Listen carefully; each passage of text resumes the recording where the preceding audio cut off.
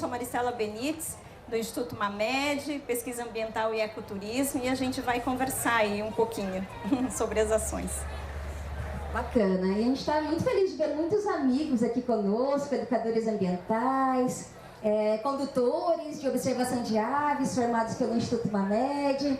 E a gente vai falar sobre transformação socioambiental e envolvimento comunitário por meio da observação de aves. Uma coisa que a gente percebeu durante esses 2 dias, nesse local, a gente observou muita atividade de educação ambiental formal. E a gente vê uma coisa um pouquinho diferente, que a gente trabalha muito com observação, na verdade, com educação ambiental não formal. Então a gente vai trazer muito da educação ambiental não formal.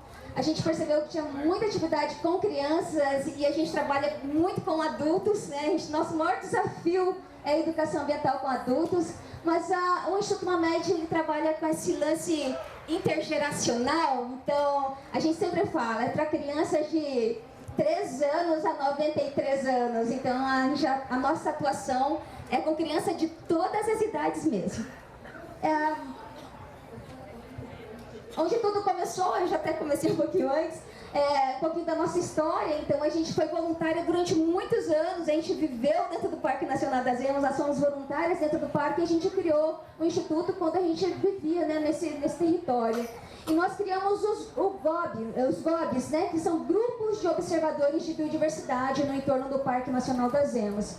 E esses grupos que nós criamos, eles surgiram, né? A gente promoveu de 2004 a 2005 nesse Parque Nacional. Muitas vezes sem recurso nenhum.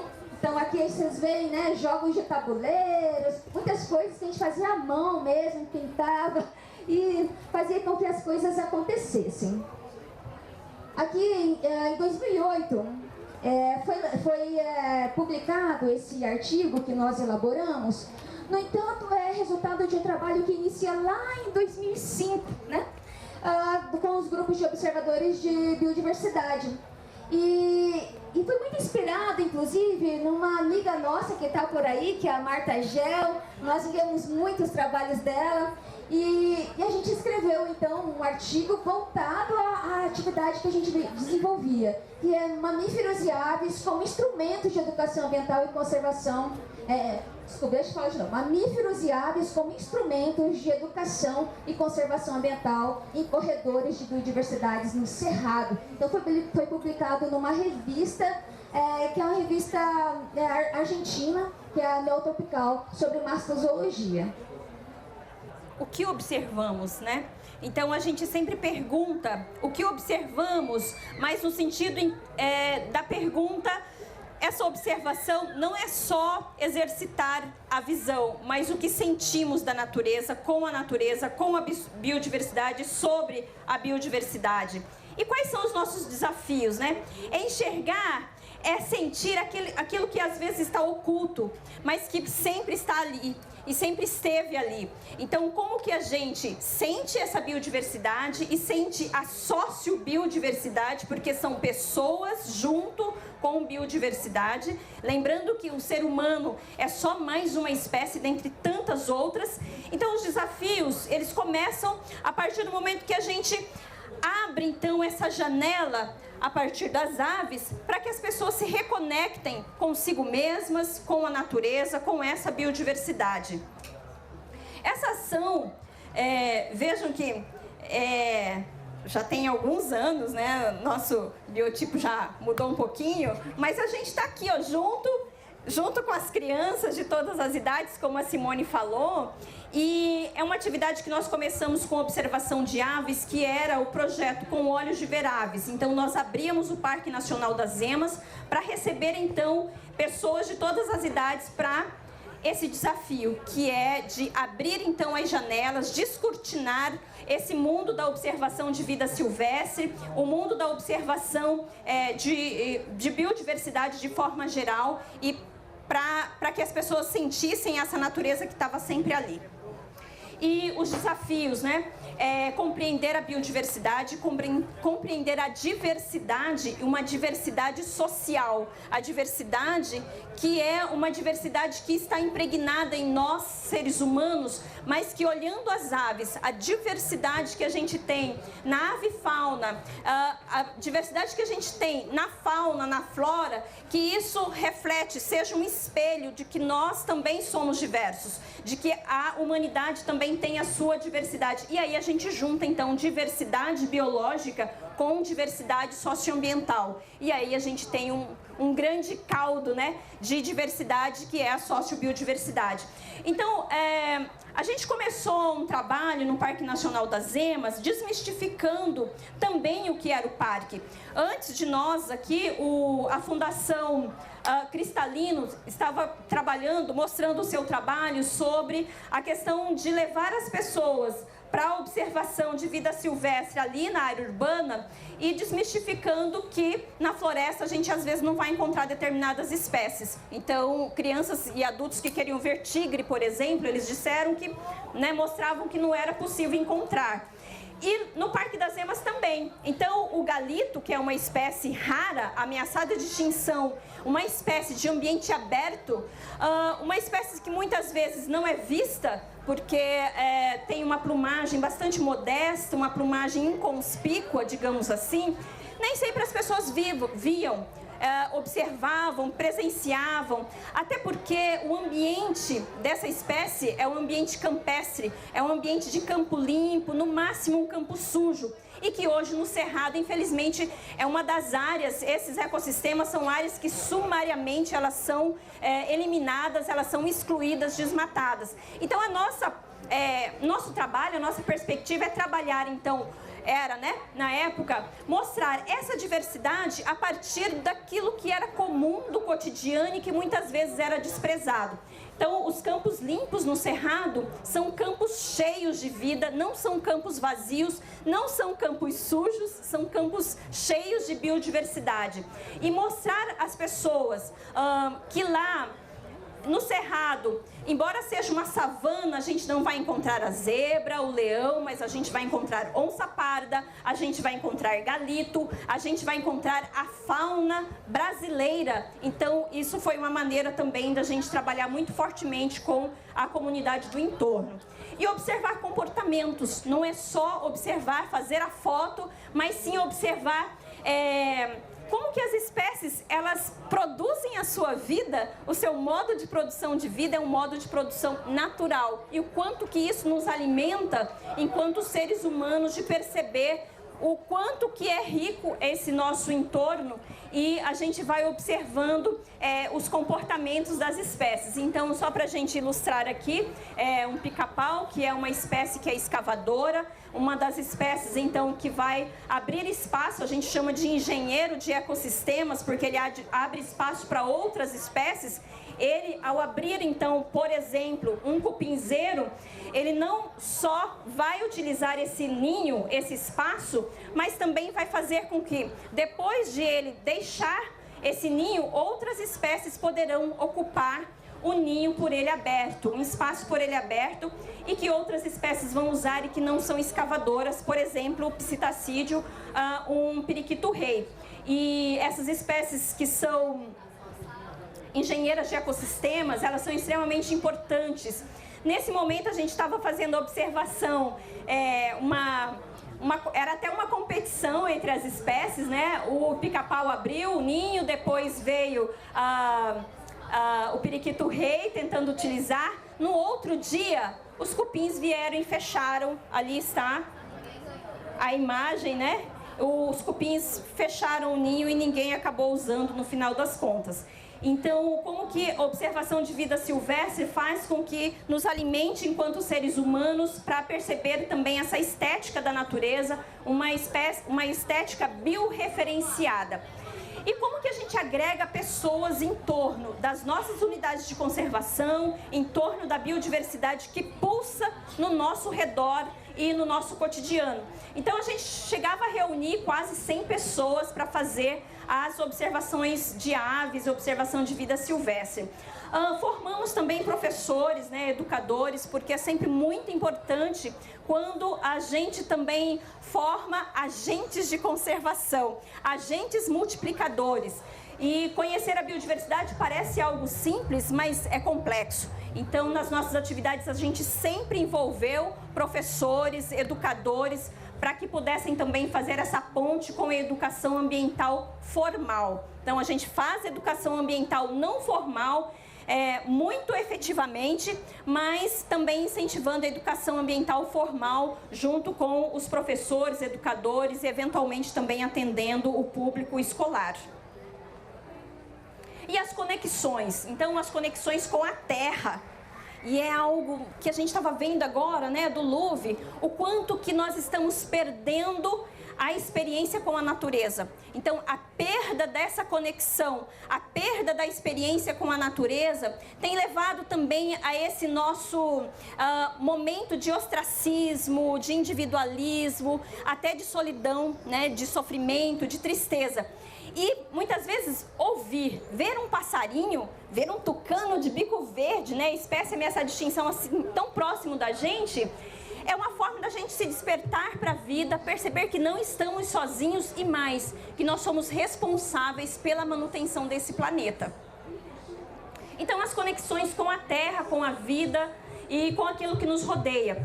E a gente sempre parte também desses princípios. O conhecimento, ele é sempre muito importante e não é só o conhecimento científico acadêmico, mas é uma ciência que a gente chama, uma ciência que ela é conectiva, ela conecta saberes. Então a gente promove diálogo de saberes. Então a academia, ela não é quem mantém a única forma de saber.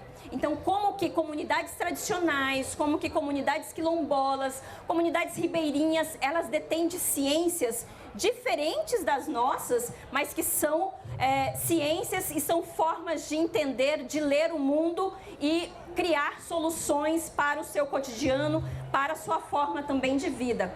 Então, o conhecimento, essa conexão de ciências, de saberes, o reconhecimento da biodiversidade, a proteção da biodiversidade e a atuação política. Porque estarmos só entre nós, né, só falando para os pares, é simples, é fácil. Mas como que a gente faz com que essa mensagem repercuta em tomadas de decisão? E aí está também um grande desafio. Então são muitos desafios. A gente colocou lá, né?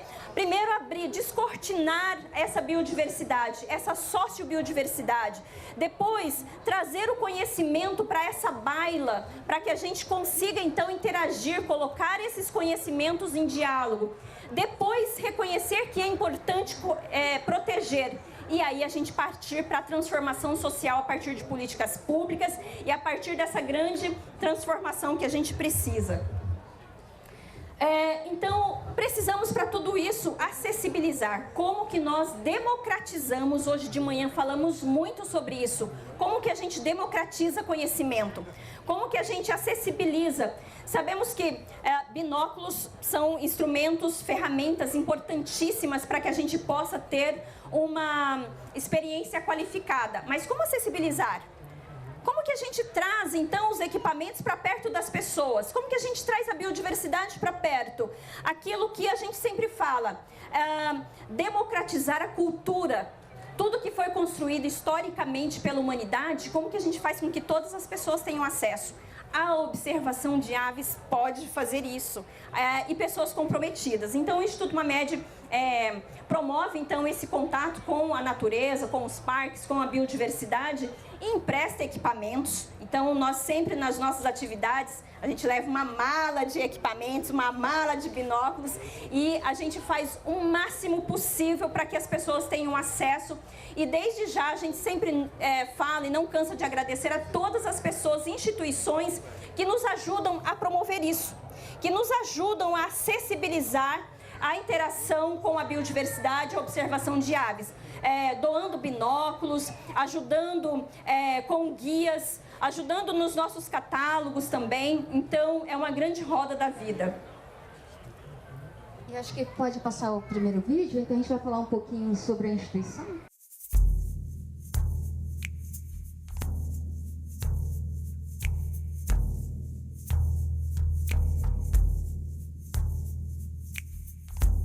A biodiversidade é o conjunto de formas vivas existente no planeta Terra.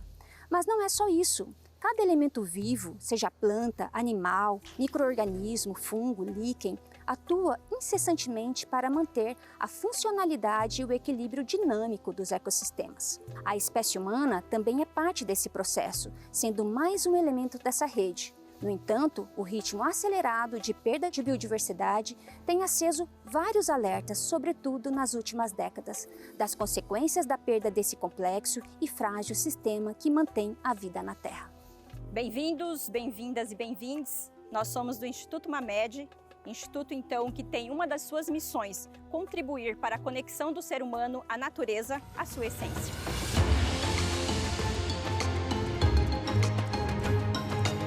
O Instituto Mamed, ele nasceu da necessidade, então, de fazer essa conexão das pessoas com a natureza e de fazer com que as pessoas percebam essa biodiversidade e queiram conservar a biodiversidade. E a partir disso, nós oferecemos, então, a oportunidade de vivenciar essa biodiversidade e também dar protagonismo às mulheres, oferecer também inclusão. Então, nós trabalhamos com protagonismo de mulheres, protagonismo das minorias sociais, digamos assim, e também oferecemos essa oportunidade para que qualquer pessoa queira interagir com a natureza de forma qualificada. O Instituto Mamed, ele atua com 3 frentes de ação: pesquisa ambiental, formação de pessoas, educação ambiental e ecoturismo. Então, cada frente de ação tem alguns projetos, vamos dizer assim. Então, na pesquisa ambiental, a gente desenvolve pesquisa relacionada à biodiversidade e que essa pesquisa em biodiversidade subsidia as outras ações do Instituto, como no ecoturismo e como também na parte de formação de pessoas. Então, alguns projetos que a gente vem desenvolvendo enquanto pesquisa científica está relacionado a, por exemplo, a biodiversidade, pesquisa de aves, pesquisa de mamíferos, diversidade de aves, mamíferos e diversas outras formas de vida, tanto na área urbana como na área rural, nos ambientes naturais, nas unidades de conservação. Já na parte de ecoturismo, as atividades são subsidiadas pela pesquisa. Então, a gente tem formado condutores de visitantes em unidade de conservação, condutores em aviturismo, ecoturismo de base comunitária e também mapeado áreas, hotspots de observação da vida silvestre, hotspots de observação de aves. Então, tem projetos tanto em área urbana e quando a gente pensa em áreas urbanas, periurbanas e de maior abrangência, a gente pode apresentar, por exemplo, o projeto desenvolvido no corredor da Rota Bioceânica ou a Rota de Integração Latino-Americana, que a gente desenvolve um trabalho com identificação, mapeamento de hotspots, unindo Brasil, Paraguai, Argentina e Chile. Trabalho na Rota de Integração Latino-Americana, a gente desenvolve já há alguns anos, buscando reconhecer a biodiversidade nesse percurso, unindo os 4 países. Uma parceria com companheiros tanto do Paraguai, da Argentina, estudando esses ambientes naturais, principalmente esses ambientes que estão em áreas protegidas, conservadas e fazendo uma rota para o turismo, Então, agregando o quê? A valorização da biodiversidade e agregando também as comunidades, os povos originários em especial, a comunidade que vive nessa rota de integração latino-americana. O resultado desse trabalho, a gente tem enquanto resultado um roteiro integrado para o turismo de observação de aves.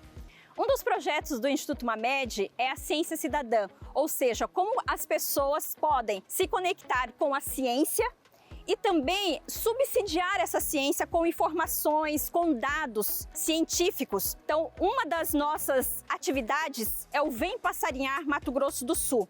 O Vem Passarinhar é uma atividade, então, de observação de aves livres na natureza, em que pessoas de todas as idades, elas fazem a observação de aves livres. A partir dessa observação, cada espécie que ela observa, ela contribui com a ciência cidadã, oferecendo, disponibilizando listas de espécies, disponibilizando fotos dessas espécies que elas visualizam, e com isso nós ampliamos o conhecimento sobre a biodiversidade, no caso sobre as aves, e preenchemos lacunas do conhecimento sobre a biodiversidade. Então, o Vem Passarinhar, além dessa proposta de ciência cidadã, oferece essa possibilidade de encantamento com a natureza, encantamento com a biodiversidade. Então, olhar as aves não é só apenas olhar as aves, mas é sentir esse ambiente pulsante, é sentir essa biodiversidade pulsante e sentir-se pertencido a essa biodiversidade. Então, isso é muito bacana de ver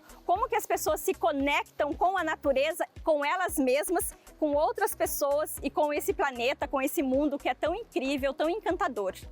Eu faço biologia na UFMS e atualmente estou fazendo curso de aviturismo. Eu acho que um evento desse é muito importante para a conservação, porque a observação de aves ela anda de mão dada com a educação ambiental. Porque com esse tipo de atividade, as pessoas vêm e observam a importância e o papel das aves. E com isso elas podem preservar mais, porque as pessoas não preservam o que elas não conhecem. Então, você mostrando para elas o que tem e como tudo interage no ecossistema, auxilia muito na conservação. E o Instituto Mamed está de parabéns nesse quesito, porque eles que promovem diversos eventos que auxiliam muito nessa educação ambiental. A Fundação de Turismo de Mato Grosso do Sul apoia essas iniciativas que promovem a sustentabilidade aqui no estado. O Instituto Mamed cumpre esse papel de forma exemplar aqui no estado, porque promove a ciência cidadã, promove as iniciativas de ecoturismo, de turismo com base comunitária, promove a conservação por meio da educação ambiental. Isso é um ativo que é muito importante para as políticas públicas de turismo hoje no estado. A imersão e o conhecimento que a gente adquire com a Maristela, com a Simone, com o Instituto Mamed é uma coisa assim que a gente carrega para a vida, né? Porque a gente descobre que em Campo Grande você tem um fragmento de mata próximo a uma cidade e que você consegue enxergar várias espécies de pássaros, ter um contato bem íntimo assim, né, com a natureza. A nossa visão institucional é a consolidação enquanto referência entre pequenas empresas cuja conservação da sociobiodiversidade é o nosso negócio e a ciência cidadã. A nossa missão institucional é contribuir por meio de ações e serviços para a construção de territórios e comunidades sustentáveis.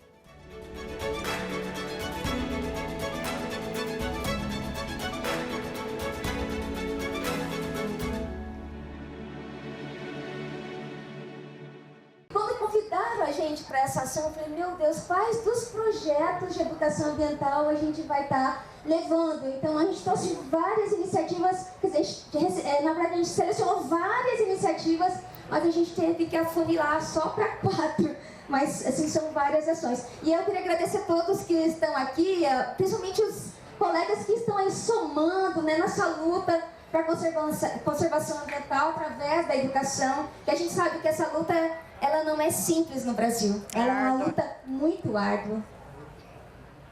E aí a gente tem desafios, e eu acho que enquanto desafio dentro da educação ambiental e dentro da própria perspectiva de conservação, a gente tem o desafio de criar territórios inteligentes. A gente se fala tanto em tecnologia, né? Mas nós precisamos criar territórios inteligentes que envolvam 2 coisas muito importantes, né? Eles têm que ser sustentáveis e felizes, né? A gente sempre comenta, a gente tem que ter aquelas horinhas de descuido do Grande Sertão Veredas, né? Que é a felicidade. E essa felicidade, ela pode ser encontrada onde? Ela pode ser encontrada naquele pequeno instante de encontro com um lifer, não é, Cecília? Aquele encontro com um passarinho que você nunca viu, aquele momentinho de descuido, aquele momentinho de felicidade, como dizia Riobaldo no Grande Sertão Veredas. E o mais legal, né, Voltando só um pouquinho. Mais legal, pode falar, mais legal. E o mais legal, gente, da observação de aves, do passarinhar, que ontem a gente estava entrando até numa discussão filosófica sobre o que é observação de aves e o que é passarinhar, e a gente defende muito o passarinhar. E é isso, né? O passarinhar é algo compartilhado. Então, o lifer compartilhado, aquela ave que você vê pela primeira vez, ou que você não veja pela primeira vez, mas que ela é rara, ou que te encanta de alguma forma, que te toca de alguma forma diferente, lá a sua memória afetiva, né? Os afetos de memória, eles são mobilizados, mas eles são mobilizados quando a gente compartilha. Então, o compartilhar, ele é importante, e essa imagem traduz muito isso. Então, não basta você só observar, mas compartilhar com a outra pessoa, para que ela também desfrute desse momento contigo. Eu acho que esse também é um momento, essa horinha de descuido que a gente tem com a observação de aves. E aqui é uma horinha de descuido, mas muito especial, que é uma aniversarinhada. É uma categoria que a gente criou, que é saída para observação de aves no aniversário de alguém. Então, esse aniversário era o aniversário da Lu, que está aqui, inclusive, antes da pandemia. Vamos fazer uma aniversarinhada. É um presente de aniversário para a Lu e para todos nós, né, que participamos da aniversariada. Então, a categoria que a gente criou aí de observação de aves, de ação e de educação ambiental também. E aí, entre as experiências que nós escolhemos, então nós escolhemos 4 experiências, nós trouxemos 4 experiências. Uma delas é a questão do engajamento e observação de aves em áreas urbanas. Então, a gente traz aí o exemplo de Campo Grande, enquanto capital, hoje reconhecido, porque a gente reconhecido enquanto capital da observação de aves, reconhecido como capital do turismo de observação de aves, mas isso foi por provocação e a gente instigou muito, né, o município para se reconhecer e apoiar a iniciativa, né, de observação de aves na cidade. Então, a cidade ela, hoje tem 30 hotspots de observação de aves, acho que é a primeira cidade com roteiros integrados de observação de aves, que nasceram em 2016, que a gente fez todo o mapeamento, 2016, 2017, 2018, e hoje nós temos hotspots, pontos quentes de observação de aves em toda a cidade, são 30 só na área urbana e periurbana. O etnopassarinhar com comunidade quilombola, então hoje eu sou professora da Universidade Federal do Tocantins e a gente tem um trabalho muito forte dentro das comunidades quilombolas e a gente tem um trabalho voltado à questão do etnopassarinhar com comunidades quilombolas e a gente vai estar apresentando um pouquinho dele. Outra experiência vai ser a formação de condutores, a gente vai falar rapidamente, que é a formação de condutores em aviturismo. Muitos, né, dos nossos condutores foram formados em Campo Grande, no Pantanal, na região de Corumbá, em Costa Rica, então vários municípios. A gente vai trazer só um exemplo rapidamente. E o outro trabalho que a gente vai trazer é a Rota de Integração Latino-Americana através da observação de aves. Então, é uma grande expedição que a gente fez, acho que a Gabriela, minha sobrinha, está aí, estava com a gente. Eram 4 mulheres numa 4x4, percorrendo 4 países. E fazendo o quê? A gente estava formatando, na verdade, a gente estava formatando o roteiro de observação de aves, a gente estava validando um roteiro que a gente saiu daqui do Mato Grosso do Sul, percorremos toda essa região, até o Paraguai, Argentina, atravessamos o deserto, né, subimos aqui a Cordilheira dos Andes, atravessamos o deserto e chegamos no Chile. E integrando também, buscando ações, né, com comunidades locais e buscando formatar, né, esse roteiro, validar esse roteiro que a gente já tinha estudado antes com outros colegas do Paraguai e da Argentina. Escrevemos sobre esse material com dados científicos, né, levantados por nós e pelos colegas dos países vizinhos, com os nossos irmãos vizinhos latino-americanos. E a gente, de alguma forma, validou esse roteiro nessa viagem que a gente fez. E agora eu chamo a Maris para dar continuidade, que ela vai falar sobre a questão de Campo Grande. E depois eu falo sobre o restante. E é interessante a gente falar um pouco sobre observação de aves urbanas, porque também rola essa coisa de que a cidade ela é vazia de biodiversidade, a cidade às vezes ela não tem muito o que fazer, ela pode ser entediante, e não é. A gente precisa descobrir as cidades, sobretudo cidades brasileiras e latino-americanas, porque nós temos uma grande potência que é a biodiversidade. Então a gente precisa cada vez mais descobrir e se apropriar e se sentir pertencido, como eu disse há pouco tempo, que nós estamos imersos num continente das aves, num continente cheio de vida, de biodiversidade. E as cidades são espaços hoje que a gente precisa entender, reconhecer e compreender que tem uma avifauna muito rica e que tem pessoas que estão ali sedentas também para conhecer esses espaços e essas espécies. Então, a América do Sul tem cerca de 30% de todas as aves que a gente tem no mundo, e isso já passa de 10 mil espécies, no mundo todo. O Brasil, nós temos reconhecidamente 1.971 espécies. A gente sabe que a gente já tem que fazer mais uma lista de espécies, com mais espécies que a gente já tem nessa lista. Essa lista é de 2021. E Campo Grande, a capital da observação de aves, nós temos 400 espécies na área urbana e periurbana, mas que poucas pessoas conhecem, e a gente precisa fazer essa divulgação e essa difusão. Então, só entendendo um pouquinho, a nossa cidade, Campo Grande, então está imersa no Cerrado brasileiro, e nós temos então vários pontos quentes de observação de aves. E são pontos que conectam, então, parques urbanos, canteiros públicos, unidades de conservação e quintais. Então, os quintais também são ricos de biodiversidade, e a partir desses quintais existe uma conexão com parques lineares, com unidades de conservação. Tá clara aqui que ela mora pertinho de um parque e o quintal dela é praticamente maior que o mundo, Então, nós temos ainda isso em Campo Grande, mas a gente precisa difundir essa ideia para que as pessoas realmente reconheçam, porque a gente tem uma perda muito significativa de avifauna, de biodiversidade urbana. E com eventos de mudanças climáticas, seja na forma de chuvas intensas e concentradas, seja nas ondas de calor, quanto mais observadores de aves nós tivermos, é uma forma da gente falar de mudanças climáticas, é uma forma da gente falar que precisamos de árvores maduras, porque não é só distribuir mudas de árvores, mas manter as árvores maduras para a gente conseguir fazer essa conexão e essa adaptação com o clima, Então, as passarinhadas são uma forma de interlocução entre ciência e sociedade.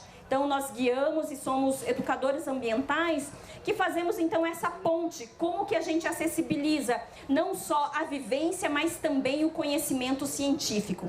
Porque nós passamos por uma fase, há pouco tempo atrás, de que nós éramos pouco defendidos pela sociedade, porque as pessoas muitas vezes não sabem o que se produz dentro dos 4 muros das universidades, e a gente precisa cada vez mais transcender esses muros, fazer com que a ciência que é produzida lá dentro vá para fora e de fora vá para dentro, como eu disse, nesse diálogo de saberes que ele é tão profícuo. Então, a educação ambiental, as passarinhadas, a observação de vida silvestre pode fazer essa interlocução para que as pessoas reconheçam a ciência, se sintam pertencentes e defendam a ciência, defendam nós cientistas, nós educadores. É uma grande roda da vida, porque a gente não vive sozinho. Então, as passarinhadas, elas acontecem nos parques, nas áreas verdes da cidade. E agora a gente também tem, além das aniversariadas, nós temos uma parceria com a prefeitura, com as secretarias de cultura e turismo, e que a gente faz um percurso com um ônibus aberto, é um ônibus para o turismo, e nós adaptamos para a observação de aves. Então a gente percorre alguns hotspots de observação de aves pela cidade e a gente chama todo mundo. A gente desmistifica a ideia de que observação de aves ela deve ser com um grupo pequeno, só com pessoas adultas, ou então tem que ser algo só para criança e não pode misturar com adulto. A gente faz um grande encontro intergeracional e a gente chama todo mundo para passarinhar, porque passarinhar cura. Passarinhar transforma. Então as passarinhadas nos hotspots são feitas também com o ônibus City Tour. E as aniversariadas, como a gente falou, que são essas observações de aves em comemoração a datas de aniversário. Aqui uma aniversariada do aniversário de Cecília, que estava aqui, ela com os amiguinhos da escola. E é uma unidade de conservação que nós estamos, que ela está encravada na área urbana, mas que muitas pessoas não conhecem. E é uma forma também da gente promover cultura, a cultura da observação de aves, a cultura de contato com a natureza. É muito interessante esse momento, porque na verdade a mãe da Cecília entrou em contato conosco e falou assim: olha, minha filha está de aniversário, vocês poderiam conduzir a passarinhada do aniversário dela? Quanto vocês cobram? A gente falou: ué, nada, é presente de aniversário. E aí nós fizemos essa passarinhada e ela levou toda a galera da escola dela. E a gente fez num parque municipal, né, um parque estadual da cidade de Campo Grande. E olha, gente, a expressão dessa criança, quando ela começa a ver uma ave através da luneta, olha isso! Isso não tem preço, gente. Então, assim, cada aniversariada, cada passarinhada, ela é muito emocionante. Então, assim, pra gente falar de tudo isso, gente, a gente se segura, sabe? E a gente também tá muito feliz, especialmente nesse avistar, porque a nossa estrelinha, a Cecília, aqui ela estava com 8 anos, mãe, pai, né? Eu acho que foi o aniversário dela de 7 ou 8? 8 anos ou 9. E hoje, gente, com 10 anos, ela está lançando um livro das aves do caminho da escola. Então, a gente, passarinhar transforma, muda vidas. Passarinhar realmente é algo que é para a vida e não é só para a nossa vida. A gente cria uma rede de pessoas envolvidas e comprometidas com a vida, com a biodiversidade. Então, a gente está especialmente feliz porque a gente consegue, né, presenciar, acompanhar esse crescimento também dessas pessoas, desses agentes de conservação, como Cecília, que está aí lançando o seu livro. Primeiro, viu, gente? É o primeiro de muitos, eu tenho certeza, e vocês vão conferir comigo depois, vendo um livro. Mostrem ali o livro da Cecília. Aí, o livro de Cecília, Aves do Caminho da Escola. Você tem? Olha, já tem o livro? Tem. Que bacana. E que vai inspirar pessoas, né, professores, crianças, alunos e todas as pessoas a observar mais o que tem no teu caminho. Então, as aniversariada também que institui a lei, aniversariada da lei que institui Campo Grande a capital da observação de aves. E aqui só para... Você quer falar um pouquinho? Pode falar nesse que daí eu vou falar o próximo. Só para a gente, assim, ter uma ideia, uma noção. A gente pegou 10 passarinhadas que a gente tinha inscrição, a participação é sempre gratuita, viu, gente? A gente não cobra para fazer as passarinhadas e os empréstimos também, eles são gratuitos. E a gente quis fazer uma análise rápida. Quantas pessoas são iniciantes, é a primeira passarinhada dela, e quantas já estão aí nesse processo conosco, já são passarinheiros. Porque acontece que muitas vezes você vai para passarinhada com muita gente, e a próxima você fala assim: acho que a próxima eu vou sozinho, a próxima eu posso ir com menos pessoas. E a gente queria medir, colocar esse termômetro para ver se essa paixão de observar aves, todo mundo junto ao mesmo tempo, agora misturados, ela se mantinha ou ela ia diminuindo, né, o interesse. E a gente vê que não. Então, os iniciantes, vejam, sempre a gente tem pessoas, né, que estão iniciantes. Ao mesmo tempo que, olha só, aquele dado lá de mais, né, a quinta, entre a quinta e a sexta, a quinta passarinhada, veja a quantidade de pessoas experientes, passa de 70 pessoas, mas lá tem 20 pessoas, ou 20, o azul, que são os iniciantes, tem 20 pessoas iniciantes. Aí você tem um aumento de iniciantes e uma queda de experientes. E você tem sempre os experientes conosco, ou seja, as pessoas continuam apaixonadas pela observação de aves, com todo mundo junto ao mesmo tempo, agora misturados. Então, mostra que manter esse ânimo, esse entusiasmo pela observação de aves não é só para iniciantes, mas também para pessoas que já estão ali há mais tempo. Aí só para a gente ter uma ideia, né, dos hotspots, dos pontos de observação de aves na cidade, aqui é a RTPN Lago do Amor, que é dentro da Universidade Federal do Mato Grosso do Sul, o Parque Estadual do Prosa, o Parque Estadual Matas do Segredo e o Parque das Nações Indígenas e o Parque Sul. Então são os hotspots mais visitados, vamos dizer assim, na cidade de Campo Grande. E aí são 5 anos, né, de observação de aves, e a gente percebe que no período da pandemia a gente teve uma queda e as pessoas começaram a observar aves pela janela. Então a gente começou a instigar as pessoas a usarem as janelas das suas casas para observar aves. E nosso Big Day da pandemia foi o Big Day que a gente reuniu mais pessoas, mas reunidas assim, não próximas uma da outra, mas pelas janelas de casa. Só para a gente ter uma ideia, depois a gente escreveu até um artigo sobre isso, a necessidade da natureza, de estar com a natureza num período pandêmico, por exemplo. E a gente teve, então, o número 1, 2, 3, 4, 5 são os anos a partir de 2019, tá? Então, percebam que o ano 4, que é 2022, e o ano 5, 2023, tem uma explosão de observação de aves, especialmente no Parque Estadual Matas do Segredo. Então, a gente fomenta, a gente estimula que as pessoas usem as nossas unidades de conservação, que são públicas, são nossas, né? E no Big Day, a gente teve cerca de 50 grupos de observação de aves espalhadas pelas casas. Então foi um momento assim da gente perceber que, puxa, a gente não está sozinho, a gente está no país mais mega diverso do mundo e a gente pode aproveitar isso para que a gente se sinta acolhido, né, pela natureza. É janela e quintal, né? Janelas e quintais. E aí esse vídeo, gente, está relacionado à formação desses condutores, né, de observação de aves, condutores em aviturismo. É um vídeo bem curtinho, mas para entender como que é a dinâmica da formação.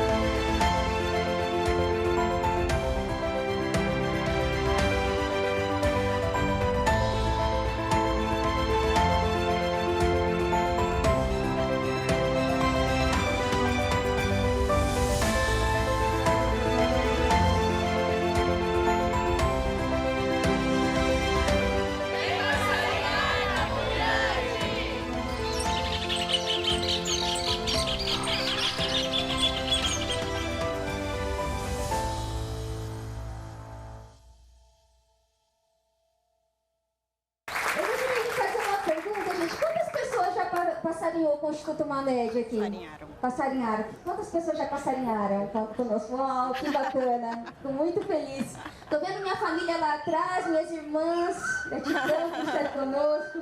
Então, olha só, passarinho também. Então, nessa formação, vocês perceberam, né, o pai da Cecília fazendo o curso com a gente. Era o pai dela. No entanto, a Cecília foi todos os dias e ela acabou se formando condutora mirim, viu? Então, o curso era só para adultos maiores de 18. Bem, eu já falo agora um pouquinho sobre um outro trabalho, que é o etnopassarinhar com a comunidade Calunga, e essa comunidade quilombola Calunga do Mimoso, no estado do Tocantins. Então, a gente realizou um trabalho durante 2022, 2023 com as comunidades calungas. E essa comunidade é uma comunidade em Arraias, né? E o trabalho foi todo feito, né, de diálogo entre representantes dessa comunidade, mostrando quais as espécies que a gente tinha visto naquele local. A gente chegou a quase 200 espécies no território quilombola. E diálogos na comunidade, nas casas, nas residências, né? Mostramos as fotos. Então a gente está aqui nesses instantes, né? A gente dialogando com alguns alunos nossos, inclusive eram dessa comunidade quilombola, hoje já são formados. E a gente teve um diálogo com a comunidade sobre observação de aves, porque a ideia futura era desenvolver turismo de base comunitária, já com uma perspectiva de observação de aves, sendo um elemento junto à comunidade. Então foi bastante dialogado e a gente trabalhou categorias como etnobotânica, etnozoologia, etnorecriação. No entanto, esse trabalho no Mimoso a gente focou mais exclusivamente com observação de aves. Então os moradores destacaram espécies conhecidas pelo nome, né, as avistadas e ouvidas, as sem nome e as nunca vistas ou ouvidas. Então foi o que a gente, de alguma forma, destacou dentro desse diálogo, desse trabalho com a comunidade. É que a gente levando para eles o que a gente já visto dentro da própria comunidade e eles, de alguma forma, ajudando a selecionar, mostrando o que realmente eles conheciam, o que eles não conheciam, os nomes que eles chamavam cada espécie. E a gente fez passarinhadas participativas entre a comunidade e a própria Universidade Federal do Tocantins. E com isso, nós elaboramos um material. A gente já distribuiu alguns no ano passado aqui no Avistar. E agora a gente está, de alguma forma, no segundo momento desse projeto. Mas naquele momento, nós fizemos o quê? Um catálogo de aves da comunidade Calunga. E assim, eu gostaria muito que no próximo Avistar a gente trouxesse integrantes da comunidade Calunga do Mimoso, assim como de outras comunidades Calunga, que é onde a gente tem atuado. Então esse catálogo, o que ele tem de diferente, né, dos outros catálogos que a gente já desenvolveu, inclusive pelo Instituto Mamed? O que ele tem o primeiro nome nesse catálogo é o nome chamado, né, o nome definido pela comunidade para cada ave. Por exemplo, pica-pau do campo. Maris, fala aí qual é o nome do pica-pau do campo. O pica-pau do campo, ele não está nessa imagem, mas está na próxima. Está na próxima. Aí não está passando. Espanta-veado. Espanta-veado. E aí a gente perguntava, né, por que os nomes são muitas vezes diferentes? Então, o pica-pau do campo... Então, a gente frisou que a gente quer... colocar esse diálogo de saberes em ação. Então, o primeiro nome é o nome que a comunidade conhece, depois o nome popular vernáculo, depois o nome científico e o tamanho da espécie. Então, para gerar, de fato, essa conexão. Então, o pica-pau do campo é espanta-veado. E aí, por que espanta-veado? Porque é um território tradicional que ainda eles podem se alimentar, né, ter a sua proteína animal a partir da caça. E o que faz o pica-pau do campo quando você chega no espaço onde ele está e ele é surpreendido pela presença humana? Ele fica felizinho, quietinho? Ele começa a emitir o som de alerta. E aí, no momento que ele emite o som de alerta, dizem os moradores que espantam a caça. Então, por isso ele é o espanta-veado. Aí a pega, estava lá atrás. Pega também é a gralha. Então, ó, pega tá aí. E a pega também é uma ave, né? A gralha do campo, uma ave também que vai alertar que tem pessoas ali no território. E um nome muito especial é o que dá a imagem. Pode voltar. Volta. Aí. A imagem, então, do catálogo é o João Congo.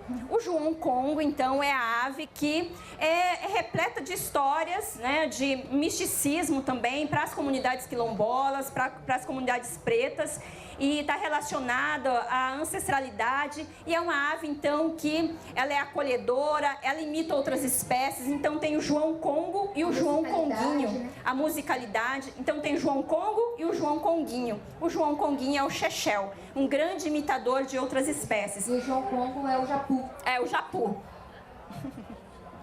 E aí a gente faz um pouquinho disso, né, de mostrar as diferentes espécies, os nomes diferentes para as mesmas espécies, digamos assim.